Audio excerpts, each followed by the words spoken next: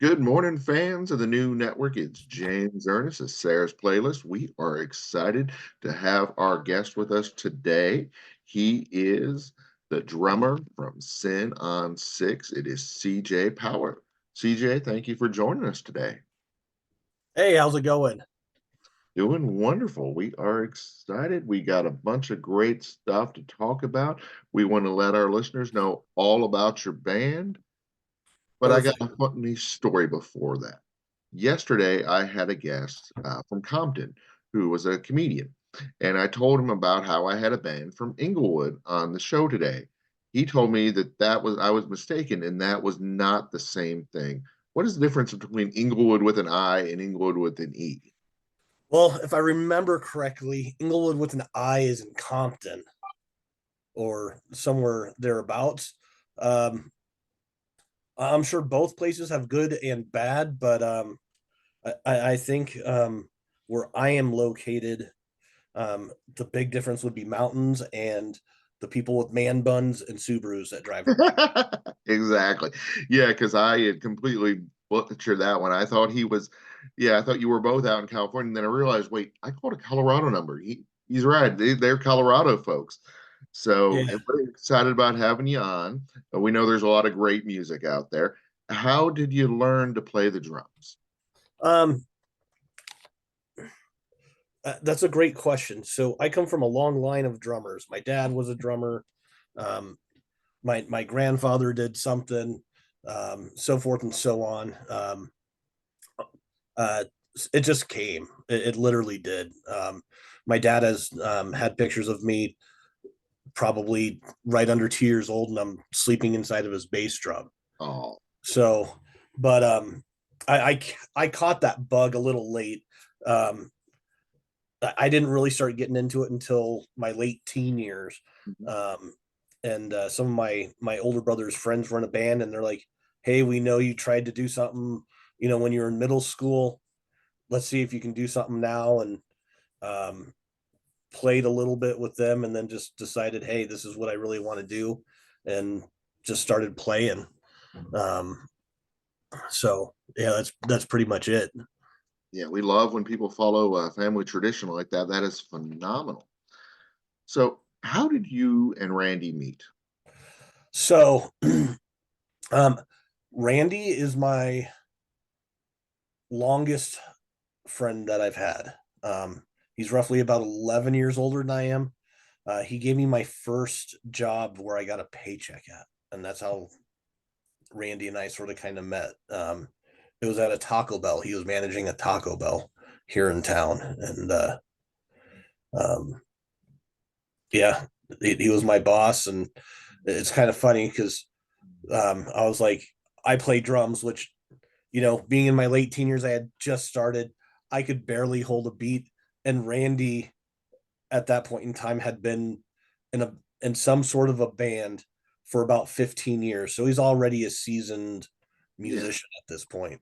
So you have a 16-year-old kid going over to this older guy's house. He lived with his mom, who was a bus driver, so we had to wait for her to go to work at 6. But we started jamming at like 6:30 a.m. one morning. We had Taco Bell had just started to go overnight, Mhm. or be 24 hours where we were. We closed it down for the evening shift, and then literally he drove me to my apartment where I was at. We packed up my drum set and went to his house and played. And then Randy and I have been playing in bands off and on ever since. So 37 years. Wow. I mean, that Yeah. is so great that he saw the such potential and yet to, start working with you back then, and it's definitely paid off, it sounds like. Yeah. I love playing with the guy. It's um, when you have that type of connection, it's easy to find your groove or to write stuff or whatever the case may be. So So back in 2019, is that when Sin on Six got started? And, and about how did it get started back then? it was started before that. I was not in it. Um, Randy and a few of the people he knew started Sin on Six. Randy and I, May of 2019, ended up going to the same Flotsam and Jetsam show. Um, and so he's like, "What are you doing?" And I was like, "Well, I'm trying to put a band together because I hadn't played drums or been in a band for over 10 years at that point because, Okay. I was playing dad and Mhm, all this other stuff and life happens." mhm, So um, I was like, "What are you doing?" Um, and he's like, "Well, we have a drummer who's not exactly fitting in. We're not sure if we want to play with him." And he had our old bass player from one of our other projects with him. I was like, "Sure, we can see how it goes." And had a couple practices, and it felt like home again. And so um, that was in June. Um, we also had another guitar player with us who decided to go another. He wanted to go country actually, so but playing hard rock and country. Sometimes it mixes, but not this go around. Um, and so we'd settled into our practice space, and we're like, we need a singer.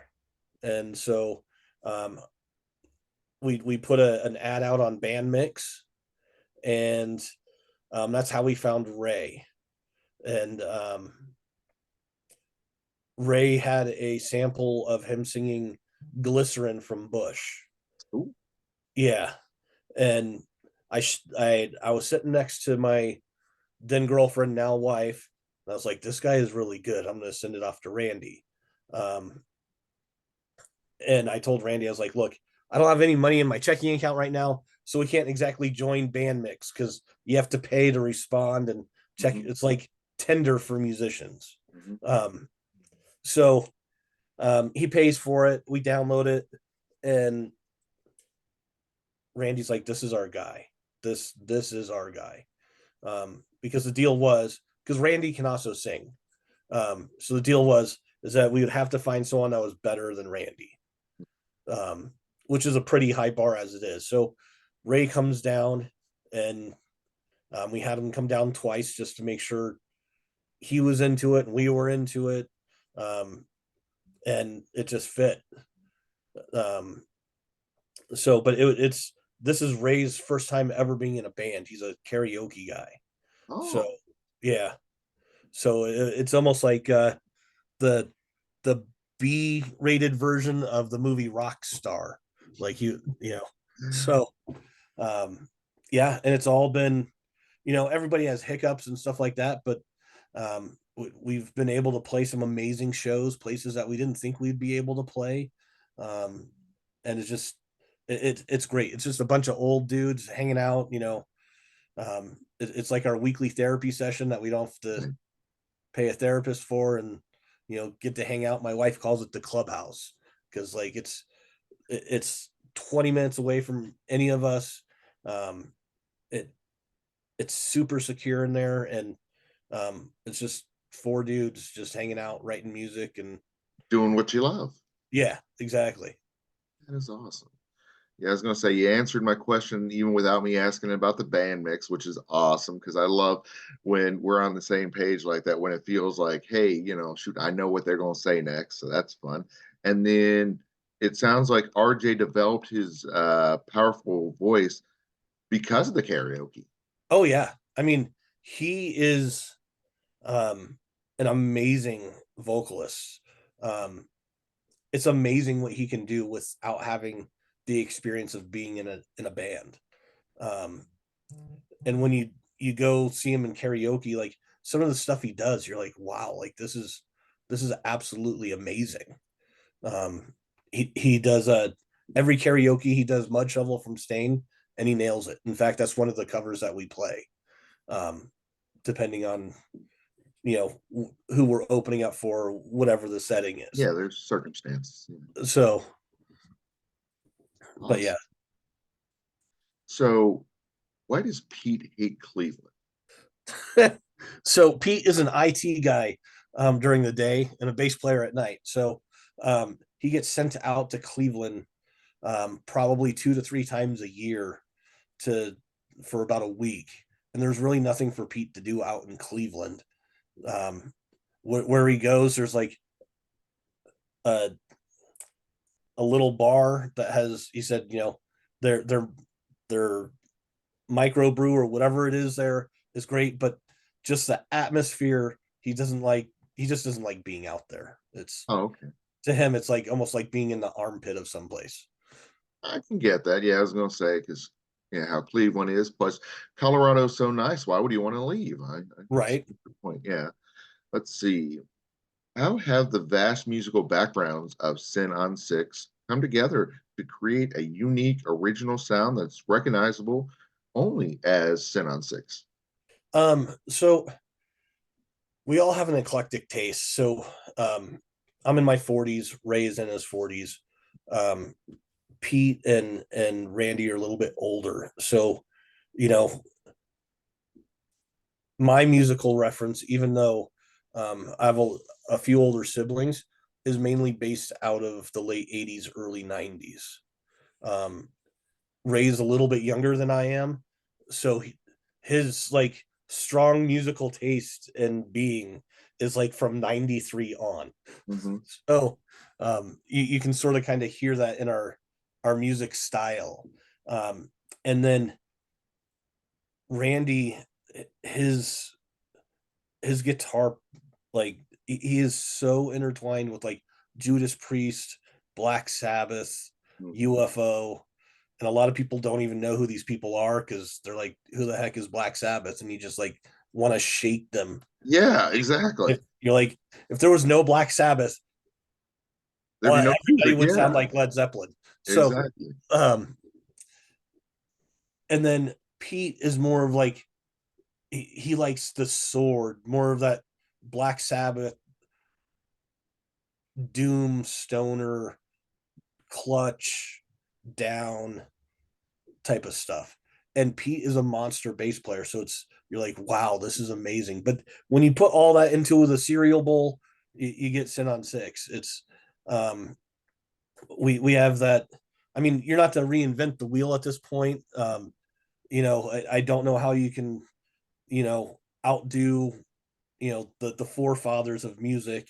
And for me, that's like Rush, Pantera, Black Sabbath, and Iron Maiden. Like, you're not gonna outdo those guys, but you can add to it and you can take from it.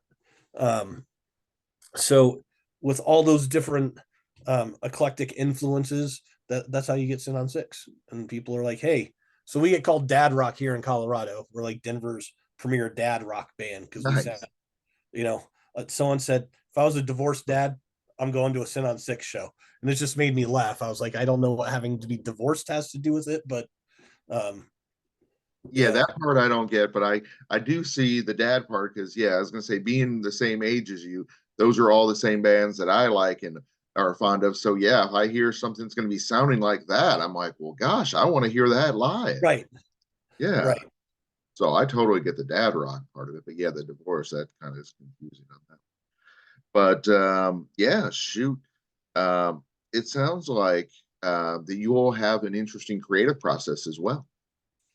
We do. So um, Randy is able to come up with monstrous riffs. Um, he's been writing since he was a teenager, so he has this whole back catalog of stuff that he can pull out. Along with, since we've been playing, Pete has now been part of the band for 3 years, almost 4 years now. So it's easy to bounce ideas off of each other. So like if Pete comes up with something, we can just jump into it and so forth and so on. I write a little guitar, or play a little guitar as well. So we have a new song that we're going to be premiering April 28th at our next show. And I was able to come up with part of the riff for that. So it's pretty much someone comes up with an idea, and we sort of kind of expand to it and add layers to it. Even Ray will be like, hey, I wrote this entire song. He has no music knowledge, at none. Um, and he's like, I'm gonna hum it to you. And we'll try to figure out where he's going, what he's getting at, and build like that. We did a song called Play Dead that happened because of that. Ray's been trying to get us to focus on it for a couple of years, and we're like, heck, let's just get this done right now. So So it sounds like you guys are open to each other's opinions, and it sounds like a really collaborative process. it is absolutely. That is awesome because I was going to say no, and some bands they don't all respect each other's opinions, and then there's a lot of infighting. But it sounds like you guys are really a great unit together. Yes, absolutely. That is awesome. And then what also is great is how that you guys have been able to cross some cool things off on your bucket list by working with some amazing bands over the years. Which one meant the most to you? Wow. So, like you said, we do have bucket list bands. So if a band on this bucket list comes into town, I do everything possible to get us on that bill. Mhm. Um, so we opened up for Sebastian Bach November of 21 Nice. at a bigger venue here called the Gothic Theater that holds right around 1,200 people. Um, and that was amazing. That's the first time we heard people sing our songs back to us, um, which being an original band, you're like, wow, Mhm. they took the time, they like our stuff. I mean, it was fantastic, and it was crazy. It was absolutely nuts. Um, and then we've also played with Flotsam and Jetsam, um, which for Randy and I, that's how we met back up in 2019. And then um, I was able to stay in touch with Michael from Flotsam and Jetsam, and we did a benefit show here, and Michael was able to sign a guitar and send it to me, which was really cool. So meeting Flotsam and Jetsam was absolutely amazing. Um, we had always wanted to play with a band called Cold. I don't know if you're familiar with Cold at all. Not Um, in that one. Yeah. uh, we did that show last May, and Cold is one of my favorite bands. So they're definitely like more of the Seattle grunge type of sound.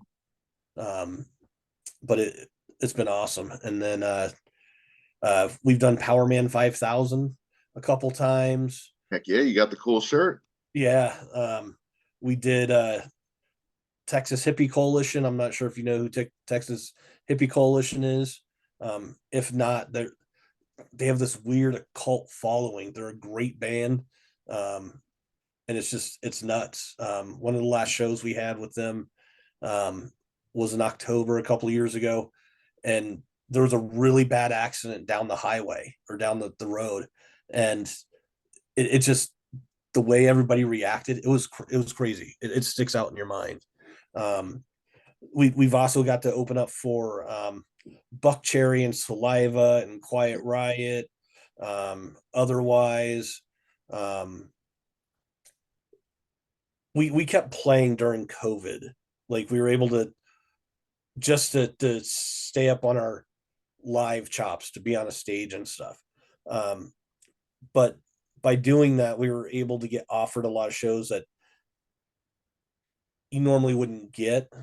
But in the end, they ended up being rescheduled to the point where we were still playing, catching up on shows in 22, or we just couldn't play the rescheduled date. But you know, we were asked to play with Hender and Blacktop Mojo, the Iron Maidens, which I don't know if you know who the Iron Maidens Yeah. are. Yeah, They play, yeah. Yeah, um, they're really good. Yeah. yeah, um, and then so it's been great. Like a lot of the bucket list stuff that we've had, we've been able to do. That's So and I feel bad because I don't remember the fellow's name, but I had the guy from Buck Cherry on. He's a really nice fella. uh Um, is it Chuck Todd? Todd, that sounds right. Todd, Yeah, Chuck. yeah. I When feel bad. during COVID, and it was weird because he wouldn't let me talk about it on the show. But during COVID, he actually got went back and got his degree in phlebotomy. So to like to be able to help people, to be able to do the shots and all. But he's like, I don't want to talk about it because people will think I'm being political. And I'm like, no, you were helping people. I mean, shoot, you had free Right. time. You didn't need the money, but you went and you were helping people. And I thought that was so cool of him. And his agent and all, they're like, don't talk about it because people will think he's either this side or that side. And I'm like, it's not about sides. It's about he helped people in a time of crisis. That is so beautiful. Right. Yeah. Yeah. I didn't know that. So that's interesting. Oh yeah. It was really cool. Yeah. Cause I like looked into it and he's all like, yeah, but you can't tell nobody. Damn, that's kind of an odd thing to keep secret that yeah, help Right. save lives. Yeah. So Right. it was really cool of him. But yeah, one of the other things that's really cool is like you mentioned with Sebastian Bach, how the crowd responded to you. How do you engage the crowd? Um, Ray is very engaging. Um, it like he'll have a mic in someone's face. He just keeps them going. Um, like either clapping along. We have a song called Hero, and it's he gets them going on that song, Nice. and it's sort of kind of this whole build up. And we have a few songs in the set that do that, and so keeping people engaged. Like we have a song called Fading. Um, it's Ray calls it our rally song, whatever, but um, to hear everybody say "eat a dick" too is absolutely hysterical. Oh, Um, and we bring up a friend, our friend Sean Lyons, to help get that song pumped up. And between those two doing that song, you have everybody jumping up and down, screaming "eat a dick" or "fuck you" or whatever it is, and it's fantastic. so now we talked about the other bands that it was, great that you were part of because of the bucket list. But of your performances, which one did you enjoy the most? Oh boy. Um,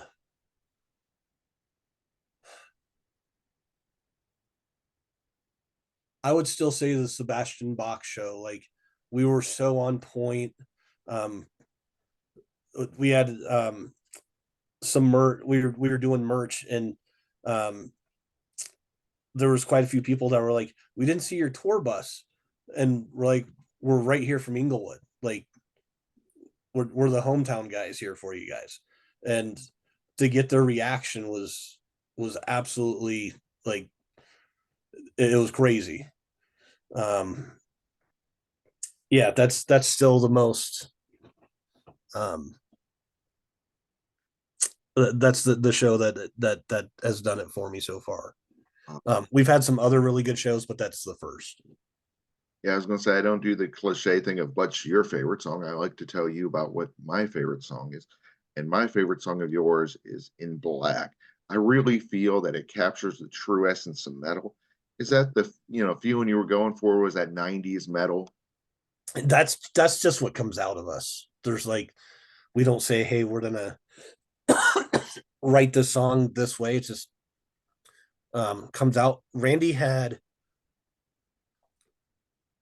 the song In Black already done, and after we dissected it a little bit, we only kept part of it, and Ray was able to keep most of the lyrics, um, and sort of kind of expand on it at the same time, and that's just the way it came out. Um, Randy wrote it about one of his past relationships, and at that point in time, while we were putting the song together, I had lost my older brother due to alcoholism, so it just sort of kind of like all hit at the same time. So And then what I was saying wasn't because, I don't want to hear your opinion of your favorite right, music. It's because you get tired of getting asked that all the time, I'm sure. Because, people are always like, what's your favorite? Well, you can't pick your favorite kid. You can't pick your favorite song. They don't, they're all your favorite. right, right. Yeah, because I started thinking about what I said. It's like, wait, that sounded egotistical. I didn't mean it that way. And then speaking of great, I love the video for Fading. Yeah, who's the protagonist and why are they so mad in that song? um so with Fading, ironically, it has our old bass player in it. um so but the song was pretty much the premise of the song was you know, you think I'm never going to add up to anything. And now look at me now, kind of thing. So, um, the guy that was really um, upset in that song, ironically, is um, another band who's Mhm. really close to us. And I was like, hey, can you be the villain in this song? Um, and then there's also this local guy out here called Maris the Great. He's a gay zombie that kills bands. That's his whole shtick. Um, you have to look him up. It's Maris Okay, the I Great. gotta look. Yeah, I was gonna say that sounds interesting. Um, go to his site. I have to warn you, like it's Yeah, the stuff you're gonna see on there. With the gay zombie is, you yeah. know, um, but we were able to pull Maris sort of kind of not really out of retirement, but to do this video. Um, and that just signifies like, hey, like we don't care about you anymore. Like we've we're doing great. You can go fuck off and like Race in the lyric says, eat a dick. Like just like we're doing better now. You get to look up at us now instead of you know waving your dick around and being like, hey, look at me. It's now the other way, and you get to see us do well. So that's what that's all about. Another one that feels like intensely personal is drowning. It sounds like that also could be inspired by. It's same occurrence. So um, after my brother Mike died, um, we were writing this song, and Ray um, has his own demons as well, um, and so it's sort of kind of correlated together, and we were able to um, invoke that feeling as we were writing the song. Um, Randy again already had that riff, um, and it's very like we get compared to Godsmack and Black Sabbath a lot, and it's very it does have that Godsmack-ish groove to it. Um, so, but yeah, it's definitely hey, we're just sick and tired of or I'm sick and tired of you drinking, and you know, you won't ask for help, and it's always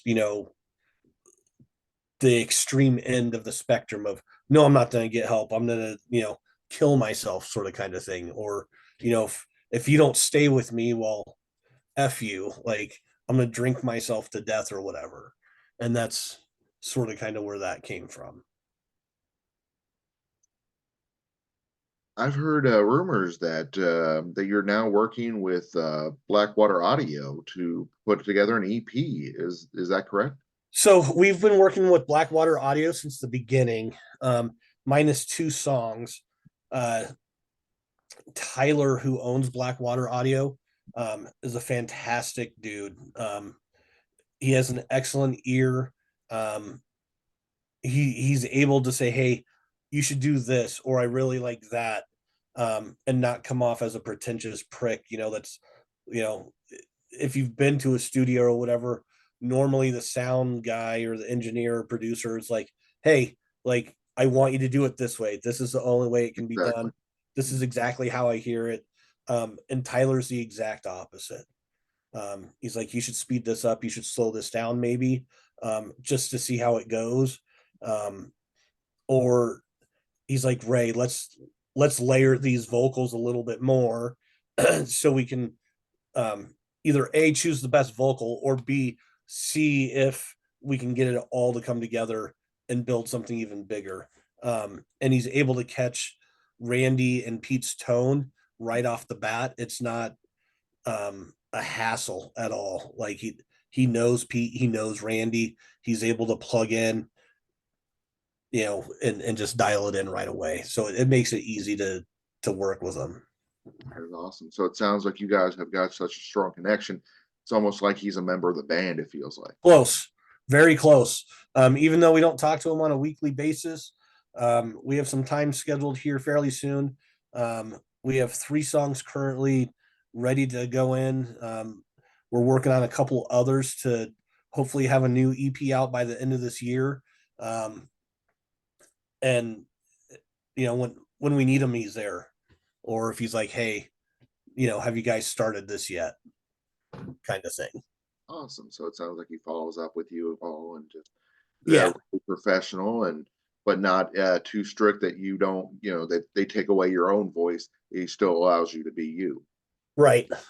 Absolutely. Well, CJ, it has been a pleasure having you on the show. Before we let you go, where on social media, where on the web, where can we find out more about Sin on Six? Yep. So you can go to sitonsix.com. Um, it should be updated. Then we're on Facebook, TikTok. Um, Someone told me we're on Instagram. Um, could be a possibility. That one I don't know. We do have a show coming up April 28th with Texas Hippie Coalition down in Colorado Springs. Those guys always bring it. So we have tickets for that going on right now as well. I look forward to looking into them because they sound pretty interesting at work. And then the other zombie thing I'm going to look at Yeah, home, check out Maris the not at Ghoul. work. Yeah. Yeah, don't check him out at work. Yeah. He killed us because what he does is he kills bands that he thinks will be better than his band. Mm. So he can reign supreme in the music scene out here.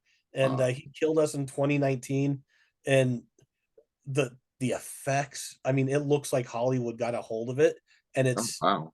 yeah, it's crazy. The interview wasn't recorded that great, but like the video leading up to it, um, the pictures. Oh, I think I did see a picture of that because I was wondering why you were with that. Yeah, he's got a, oh my gosh, yeah, his makeup is like crazy good. Yeah. Yeah, so it's yeah, check them out. Oh, definitely. I'll check that out. Well, it's been a pleasure having you on. You Thank too, you for man. doing this.